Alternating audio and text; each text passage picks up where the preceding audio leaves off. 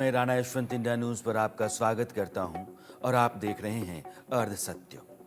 आज 16 दिसंबर है और आज ही के दिन 1971 में यानी कि आज से 53 साल पहले भारतीय सेना ने पाकिस्तानी फौज को तब के पूर्वी पाकिस्तान में सरेंडर करने पर मजबूर कर दिया था और दुनिया के नक्शे पर एक नया देश उभरा था, बांग्लादेश।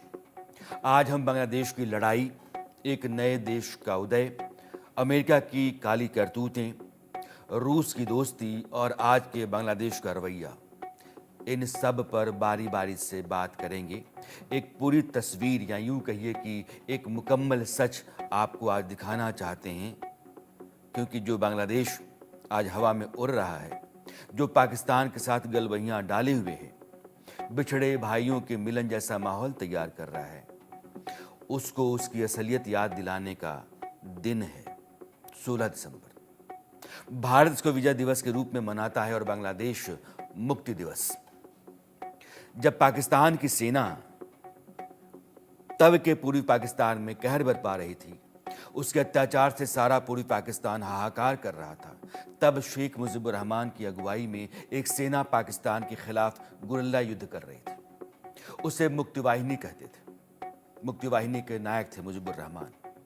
बांग्लादेश से बड़ी संख्या में लोग जान बचाने के लिए या यूं कहिए कि महिलाएं अपना सम्मान बचाने के लिए बांग्लादेश छोड़कर भाग रहे थे। कत्लेआम और बलात्कार से पाकिस्तान फौज ने उनके बीच में दहशत पैदा कर दी थी। उस समय भारतीय सेना पूर्वी पाकिस्तान में घुसी और पाकिस्तानी फौज ने महज 13 दिनों के भीतर सरेंडर कर दिया। उसके 93,000 से अधिक सैनिकों ने भारत के कब्जे में आकर के घुटने टेके। वो हमारे कब्जे में थे। बांग्लादेश आज़ाद हुआ, वहाँ के नए नायक बने शेख मुजीबुर रहमान। आज उन्हीं मुजीबुर रहमान की मूर्तियां बांग्लादेश में ध्वस्त की जा रही हैं। उनकी ही बेटी शेख हसीना को भागकर भारत में शरण लेनी पड़ी है।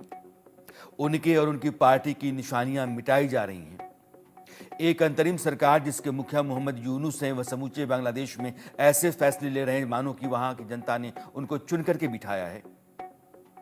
खैर, पाकिस्तान की हार के बाद 1972 में तब के पाकिस्तान के राष्ट्रपति, जो बाद में प्रधानमंत्री बने, जुल्फिकार अली भुट्टो, वे भारत आए। हमारी तब के प्रधानमंत्री इंदिरा गांधी के साथ उन्होंने शिमला में एक समझौता किया और उस समझौते के तहत हिंदुस्तान ने पाकिस्तान के उन 93,000 फौजियों को आज़ाद किया, रिहा किया। ये भारत है। अगर चाहती इंदिरा गांधी तो कहती कि लाहौर तक की पूरी ज़मीन हिंदुस्तान के पास और उसके बाद तुम्हारे 93,000 सैनिक तुम्हारे। कोई भी शर्त भारत मनवा सकता था, लेकिन हार के बाद एक मजबूत देश जो सलूक करता है, हिंदुस्तान ने वही किया। वैसे आगे बढ़ने से पहले एक बात यहां बताना जरूरी है, वो ये कि विजय दिवस के मौके पर भारत और बांग्लादेश दोनों ही जगह कई कार्यक्रम हो रहे हैं। बांग्लादेश में विजय दिवस के मौके पर हो रहे कार्यक्रम में शामिल होने के लिए भारतीय सेना के 8 पूर्व सैनिक ढाका में हैं, जो उस समय 1971 की लड़ाई लड़ रहे थे। और इसी तरीके से बांग्लादेशी सेना के यूं कहिए कि उस समय की मुक्ति वाहिनी के 8 सैनिक कोलकाता आए हुए।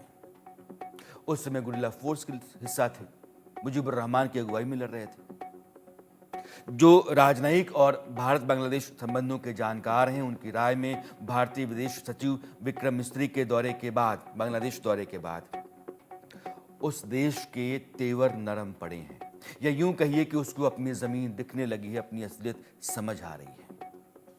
हिंदुस्तान के आगे बांग्लादेश अगर सीना चौड़ा करता है, अकड़ के चलता है, आंखें तरेड़ता है, तो उसको मुंह की खानी पड़ेगी। बांग्लादेश को यह बात ठीक से पता होनी चाहिए और पता होने लगी।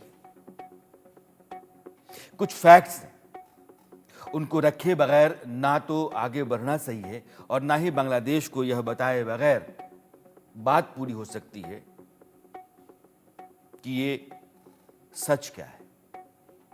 ढाका में जो लिबरेशन वॉर म्यूजियम है, उसका रिकॉर्ड कहता है कि युद्ध के दौरान पाकिस्तानी सेना ने 2 लाख से 4 लाख बंगाली महिलाओं का, यानी कि उस समय पूर्वी पाकिस्तान में जो महिलाएं थीं, उनका बलात्कार किया।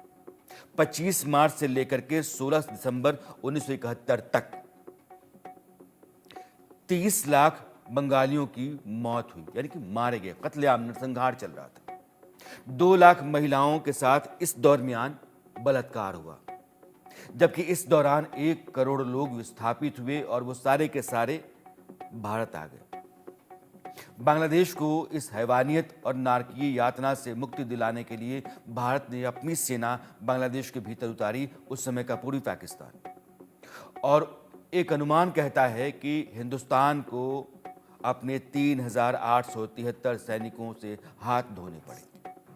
शहीद हुए हमारे जवान, कई हजार घायल हुए। 1971 का युद्ध भारत के लिए एक आर्थिक संकट छोड़ गया, जिसके चलते भारत सरकार को अपनी सैन्य क्षमताओं को बढ़ाने और युद्ध के दौरान संसाधनों की आपूर्ति को सुनिश्चित करने के लिए भारी खर्च करना पड़ा। और बाद में भी हिंदुस्तान की जनता ने टैक्स के रूप में पे करके अपनी सरकार के जरिए जो युद्ध पर हुए खर्च थे उसकी भरपाई करनी पड़ी। और आज बांग्लादेश कहता है कि पाकिस्तान हमारा भाई, पाकिस्तान के साथ हम खुश। पाकिस्तान ने बांग्लादेश के ऊपर जो कहर बरपाया, जो जाति जुल्म किया, नरसंहार किया, महिलाओं का बलात्कार किया, वो सारी तस्वीरें, सारे रिकॉर्ड बांग्लादेश के भीतर भी हैं। उनका परचम बना करके बांग्लादेश के भीतर लहराना चाहिए, ताकि तुमको समझ में आ जाए कि जिस पाकिस्तान के साथ तुम गलमैया कर रहे हो, उसके साथ हाथ मिला रहे हो, उसने तुम्हारे साथ सलूक क्या किया था। अगर धर्म के नाम पर 2 देश बट मिल सकते हैं तो फिर बांग्लादेश पाकिस्तान को अलग नहीं होना चाहिए था। ईरान और इराक के बीच में युद्ध नहीं होना चाहिए था। इंग्लैंड और फ्रांस के बीच जंग नहीं होनी चाहिए थी। मुल्क मुल्क होता है, और मुल्क से बड़ा, राष्ट्र से बड़ा कुछ नहीं होता है। जब राष्ट्र की हिफाजत, उसकी इज्जत, उसका मान सम्मान गिरवे रख करके आप दुनिया में नई रिश्तेदारियां करते हैं, तो फिर आपके साथ सलूक वही होता है जो 1971 में बांग्लादेश के साथ हुआ था। बांग्लादेश अब वहीं आकर के फिर खड़ा हो रहा है। ये चर्चा लंबी है। आगे अमेरिका ने क्या किया, रूस ने हमारे साथ दोस्ती कैसे निभाई, कैसे हम युद्ध जीते, कैसे जनरल नियाजी जो उसमें पाकिस्तान के लेफ्टिनेंट जनरल थे और वो कमान संभाल रहे थे बांग्लादेश के भीतर, पाकिस्तान में जिन्होंने सरेंडर किया था, उनके सरेंडर के बाद क्या हुआ, ये सारी कहानियां आगे मैं आपको बताऊंगा। लेकिन अब चर्चा में अपने मेहमानों को शामिल करता हूं। विंग कमांडर एवी भूषण साहब, आप 1971 की जंग लड़ चुके हैं। कर्नल वीके शाही साहब, आप भी उसी जंग से हैं। आप लोग हिंदुस्तान का नाज हैं। आपके होने से हिंदुस्तान का सीना चौड़ा होता है, माथा ऊंचा होता है। कर्नल तेजेंद्र पाल त्यागी साहब, आप भी 1971 का जो युद्ध था उसमें आपने हिस्सा लिया था। और मेजर जनरल जी द्विवेदी साहब, आप चारों के चारों उस युद्ध से हैं। आपका इस्तकबाल, सम्मान, आपको नमस्कार, प्रणाम आप चारों को। नमस्कार। मेजर जनरल साहब, हिंदुस्तान उस समय जो युद्ध लड़ रहा था, मैं उन तारीखों को, उन दिनों को हिंदुस्तान, बांग्लादेश और दुनिया के तमाम लोगों के सामने तस्वीरों के तौर पर आपके जरिए रखना चाहता हूं।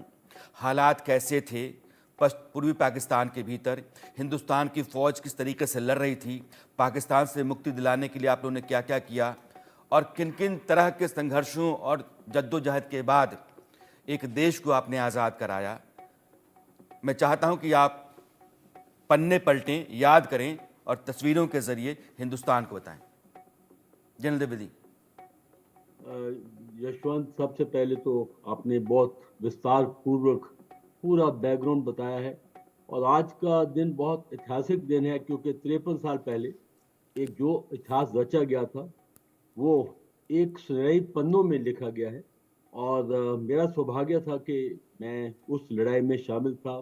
14 जाट का हिस्सा था, उसमें मैं प्लेटून कमांडर था जी। तो आपने जो बैकग्राउंड से शुरू करते हैं कि ये देखो, ये जो हालात बदले, ये इसका जो पूरा जिम्मेवारी थी वो पाकिस्तान की थी, क्योंकि जब पाकिस्तान में इलेक्शन हुए और शेख मुजीब वो इलेक्शन जीते, तो वो उनको बंगालियों को सत्ता नहीं देना चाहते थे। तो ये शुरुआत हुई, और क्योंकि उसके लिए बगावत हुई बांग्लादेश में, तो पाकिस्तान आर्मी ने, जैसे कि आपने बताया है, ऐसा अत्याचार किया जो कि नाजीज के टाइम भी नहीं हुआ था। और बिल्कुल ठीक बता रहे हैं, क्योंकि मैंने ये सारी जो जुल्म है, खुद अपनी आंखों से देखा कि 3 लाख औरतों का बलात्कार हुआ, 30 लाख बंगाली मारे गए, इसमें ज्यादातर हिंदू लोग इसमें शामिल थे। अभी हमारे पास कोई विकल्प नहीं था, क्योंकि 10 करोड़ तकरीबन शरणार्थी जो है वो भारत में आ गए और हम उनकी देखभाल नहीं कर सकते थे, इसलिए हमें यह युद्ध लड़ना पड़ा, एक धर्म युद्ध के तौर पर लड़ना पड़ा। तो ये युद्ध जो था ये 4 दिसंबर को शुरू हुआ, क्योंकि जी 3 दिसंबर को पाकिस्तान ने हमारे पश्चिम बॉर्डर पर उन्होंने हमला किया।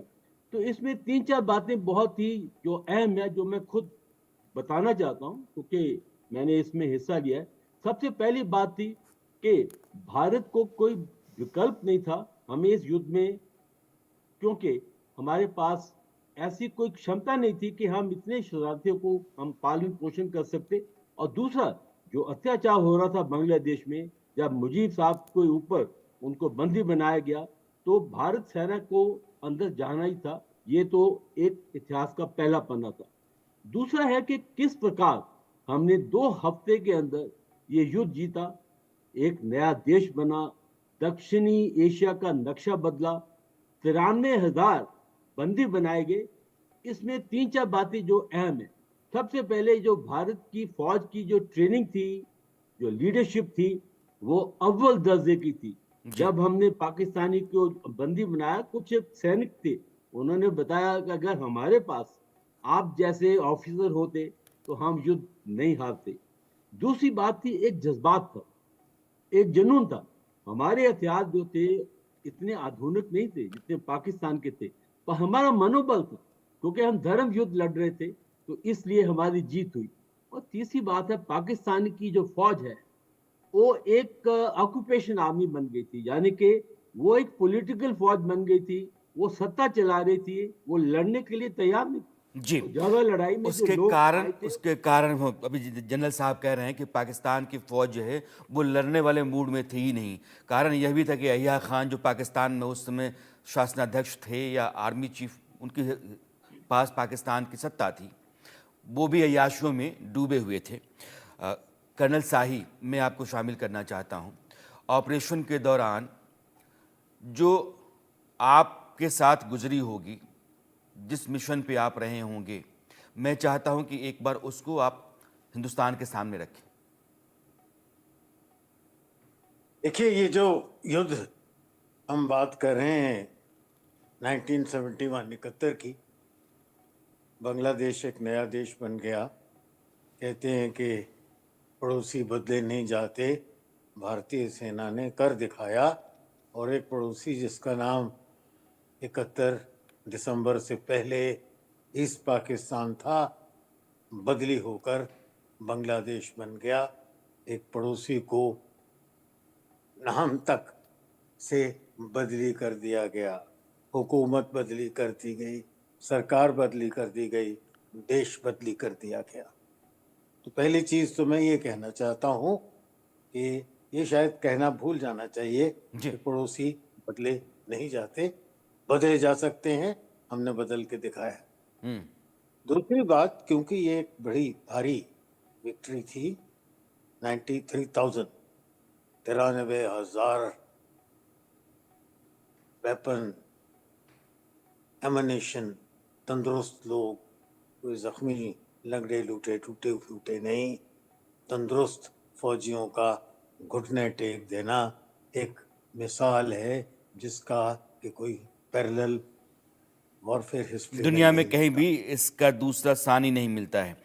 अ, जी, कर्नल मैं इसको बात को आगे बढ़ाना जी चाहता जी हूँ।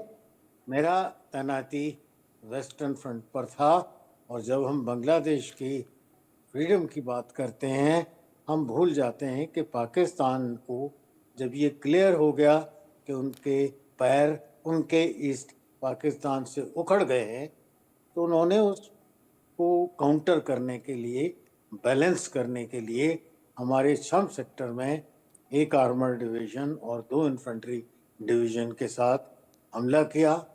उनका इरादा था कि छम को पार करके अखनूर से अगर वो कट ऑफ कर देते हैं तो सुंदरबनी, नौशहरा, राजौरी और पुंछ का इलाका जो कि बांग्लादेश के इलाके से कुछ बड़ा है, उस पर वो कब्जा कर पाएंगे और जितना बांग्लादेश में खोएंगे शायद उससे ज़्यादा उनको हासिल हो जाएगा। और इस पाकिस्तान के नापाक इरादे से उन्होंने एक मैसिव अटैक किया।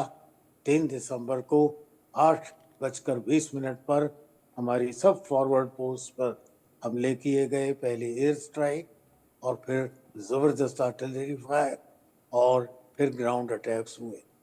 मेरी तैनाती ललियाली पोस्ट पर थी और मेरी पिकेट पर 5 बार शत्रु ने इन 14 दिन में अटैक किया, 2 हफ्ते के पीरियड में। और इसके बाद हिंदुस्तान की बार-बार फौज ने कर्नल शाही ये कह रहे हैं कि जो आप जम्मू कश्मीर में जाते हैं, पीर पंजाल का पूरा इलाका है, सुंदरबनी, नौशेरा, पुंछ, इस इलाके में पाकिस्तान की फौज ने हमला किया था, वेस्टर्न बॉर्डर पे भी हमला किया था और वो चाहते थे कि बांग्लादेश के बराबर का हिस्सा जो हिंदुस्तान के अंदर से हम कहीं ना कहीं कब्जा कर लें। लेकिन हिंदुस्तान की फौज है, तैयारियाँ पूरी थी।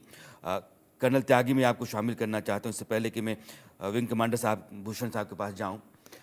मैं चाहता हूं कि आप लोग उस समय के अपने अनुभव को साझा करेंगे तो लोगों को समझने में आसानी होगी कि हिंदुस्तान ने और हिंदुस्तान की फौज ने बांग्लादेश के लिए क्या किया। एक चीज तो सामने आती है साहब कि मोटिवेशन। सर मैं कर्नल त्यागी के पास चाहता हूं, कर्नल त्यागी के पास। जी कर्नल त्यागी। जी हाँ, जी जी जी सर, मैं